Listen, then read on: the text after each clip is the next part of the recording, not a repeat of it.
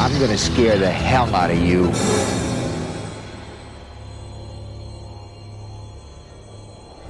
I'm gonna kick your little ass to die. Hey, where you at, butthead? Children of the Corn 3 Urban Harvest, 1995.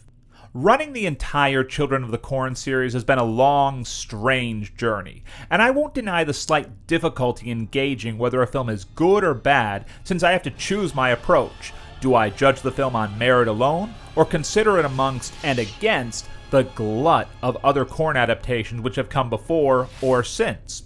Here, it's no contest. This is a relentlessly loony and bonkers movie, and why not? Director James Hickok, sibling of the insane Anthony Hickok, director of Hellraiser 3, Waxwork, and Warlock 2, shares his brother's similar aesthetic of wildly kinetic camera work and outrageous performances.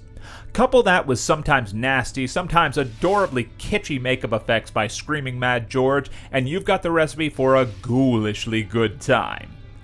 It's essentially a fish-out-of-water story about homegrown country kids being plunked down into the mean streets of a deeply 90s Chicago, and we get a plethora of terrible fashion choices and basketball scenes accompanied by period-appropriate hip-hop. There is an unmade sequel, where Joshua, the normal half-brother of the deliciously devilish cult leader Eli, played by Daniel Cerny, saddled with a tricky role and doing his best, ends up playing for the Chicago Bulls.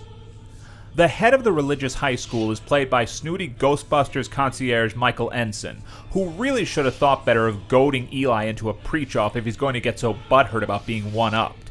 The wackiness is just too good to be true. The kid's adoptive father is a corn commodities trader of all things, well that's convenient.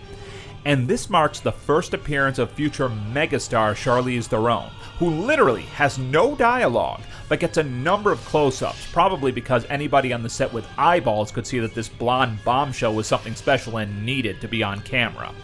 The finale involves a gigantic corn monstrosity which picks its surprisingly inert victims up for consumption. Let's just say there's very little difference between those victims and the action figures I used to play with as a 10-year-old. And I knew I'd seen a bit of this on cable years ago.